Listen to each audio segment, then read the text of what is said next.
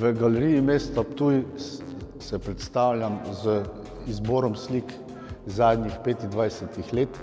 Sicer ne gre za kako retrospektivo, ker manjkajo tudi določeni ciklusi, ampak smo poskušali v tej krasni galeriji nekako narediti nek rezime teh zadnjih 25 let in izbrati slike, ki bodo glede na 5 različnih prostorov nekako sovpadale oziroma nekako se dopolnjevale vsebinsko in tudi likovno sovpadale. Dejansko v tej sobi se predstavljamo z temi belimi krajinami oziroma belimi interierji, ki so nekako nastali v času, ko sem menjal lokacijo svojega bivanja in sem nekako pri tej belini prostora, ki je bil v začetku prazen, nekako začel opaziti te sence in svetlobe, ki so nastajale na praznih stenah. Navdajal me je nek nov optimizem, neko novo upanje in tako sem ta ciklus počasi gradil. V tem ciklusu sem naredil nekaj okrog 30 slik.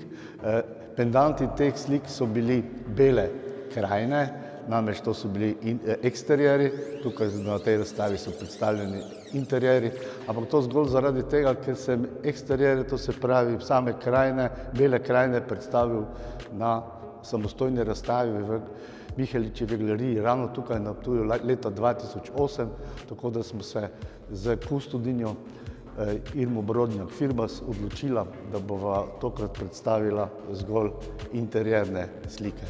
Same slike v tem prostoru predstavljajo bolj svetlobe, to se pravi, barva je nekako izginjala, se je razblinila na mojih slikah in čeprav zgleda, da so slike bele, blede, je znotraj teh slik podslikave, ki so zelo močni, včasih celo rumenih, toplih barv, kar daje samim slikam prizvok topline in domačnosti. To mislim, da sem na teh interierjih kar dobro dosegel, se pravi, da sem poskušal to praznino v sami likovni kompoziciji, tudi v samem zboru barv, ki jih je zelo malo, nekje dosegel tole toplino kljub belini oziroma hladnosti samih prostorov. V tej sobi, kjer so razstavljene te interierji, so na drugi strani stene razstavljene tudi bele krajine oziroma bela izhodišča iz teh interierov oziroma krajin, ki so nekako še bolj rezimirala občutja tega. To se pravi, ni šlo za konkreten prostor, ampak je šlo bolj za to občutenje te notranje topline oziroma tega notranjega optimizma oziroma pričakovanja.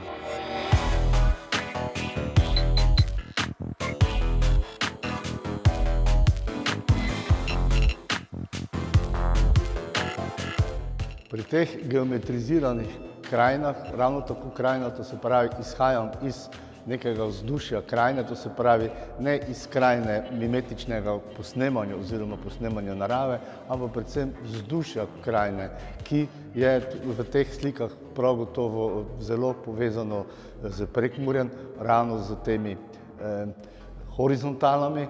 In tukaj na eni levi sliki je pa vertikala kot neko ponavljanje vsega tega, se pravi, tukaj je nek občutek ponavljanja v tem smislu, ne v smislu geometrije, ampak v smislu ponavljanja človeške zgodovine oziroma ponavljanja človeških, lahko v tem primeru človeških napak. V tej mili osnovi je, kakor če bi z ostrim predmetom zarezal v to telo, kjer poskušam dobiti tole, kot da se razlivanje barve ravno na ta način, da linija ni čista, ni geometrijska, ampak je delno, bi lahko rekli, v tem smislu humanizirana, je na nek način delo človeške narave oziroma delo človeških rok.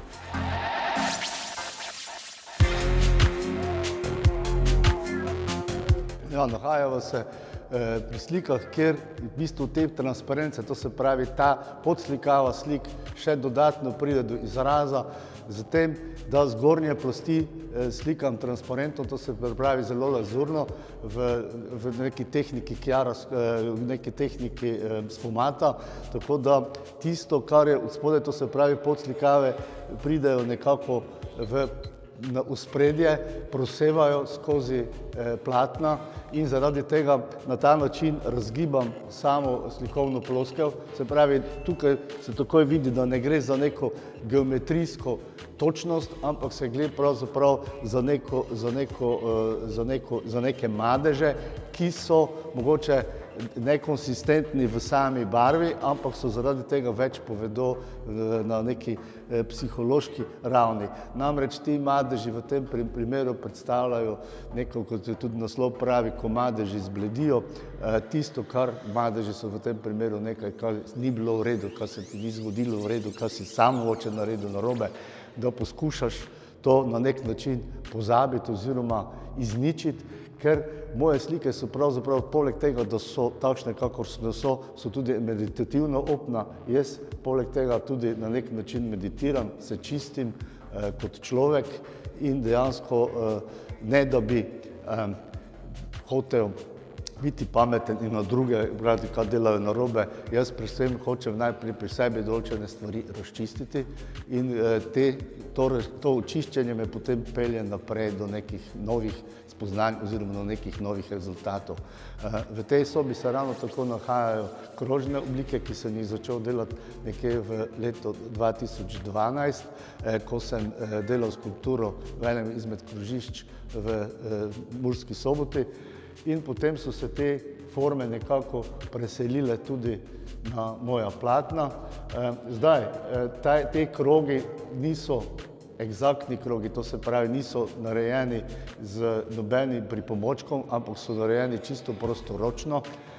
Dejansko tudi to je kot neke vrste meditacija.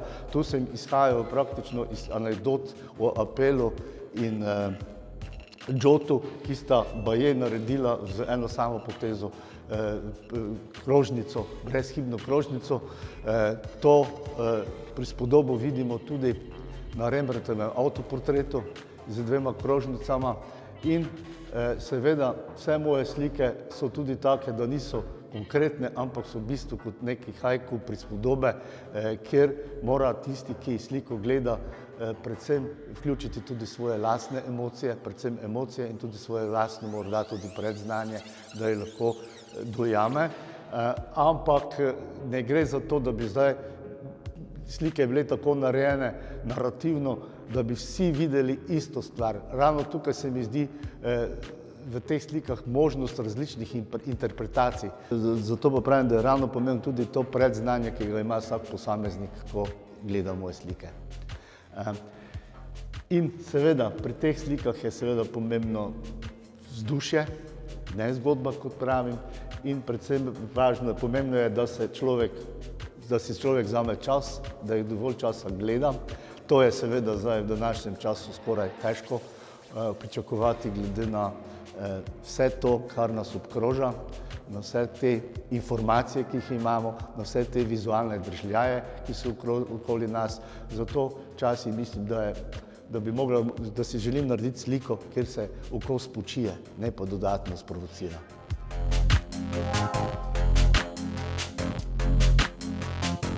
Nahajam se v sobi, kjer so predstavljene slike z naslovom Abu Ravaš in Up.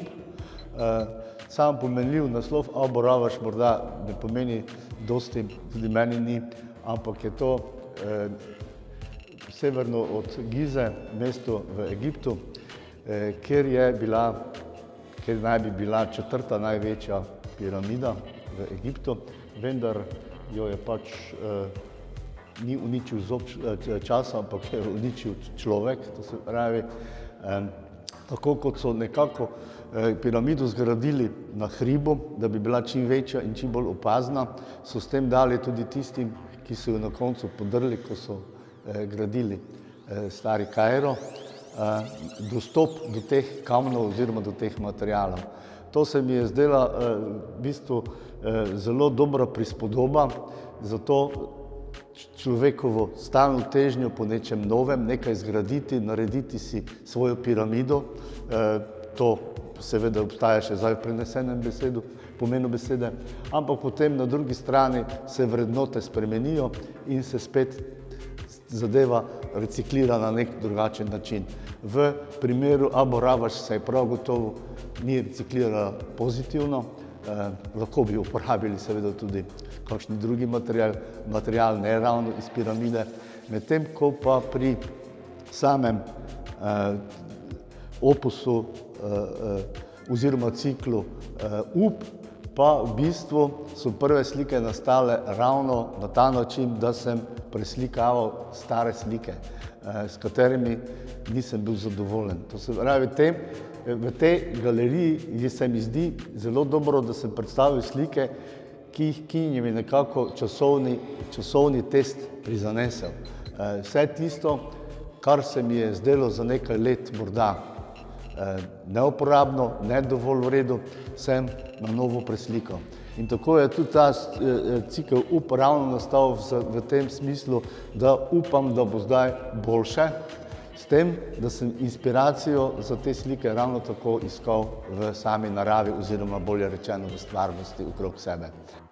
Dejansko je pa tako, če mi je slika uspela, je bila Up, če mi ni uspela, je bila lahko tudi Abo Ravaš. Ampak v tem primeru sem od cikla Abo Ravaš, kjer je nastalo kar precej slik, izbral za to razstavo dva, ki mislim, da sta kljub naslovu še dobro uspela.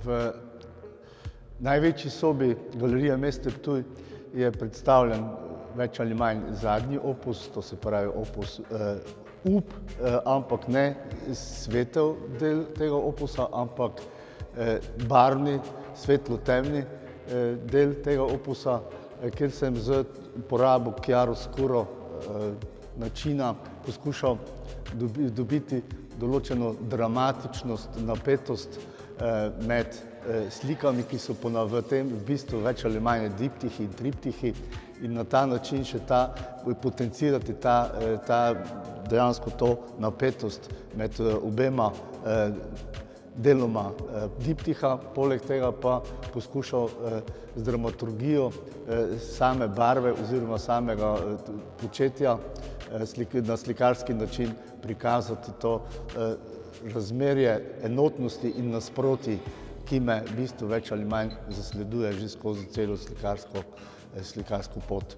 Se pravi, v tem enotnosti in nasprotji vidim v bistvu dejansko to, kar je v bistvu naše življenje, plus, minus, noč, dan, to se pravi ta nasprotja in dejansko ne nasprotja v smislu nasprotovanja, ampak v smislu, da en pol brez drugega praktično ne more egzistirati. Pri tem ciklu Up oziroma upanje ne gre za neko nihilistično čakanje na boljšo situacijo.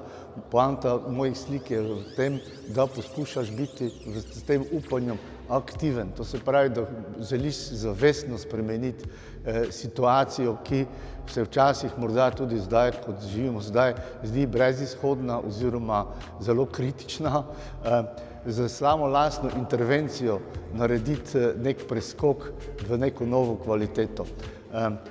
In seveda spet to delam na ta način, da to najprej hočem razčistiti pri sebi in ne na ta način, da bi stopil na nek piedestal in razlagal gledalcu, kako se mora obnašati oziroma kako mora sam delovati.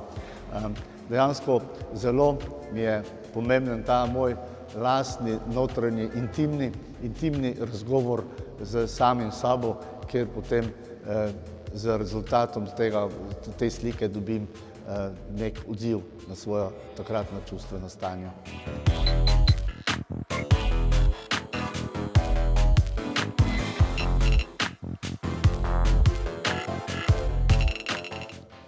Morda je dobro povedati, da sem nekje do leta 1998-2000, to se pravi prejšnjem obdobju, delal predvsem figuraliko, ki je imela neko ekspresivne značilnosti.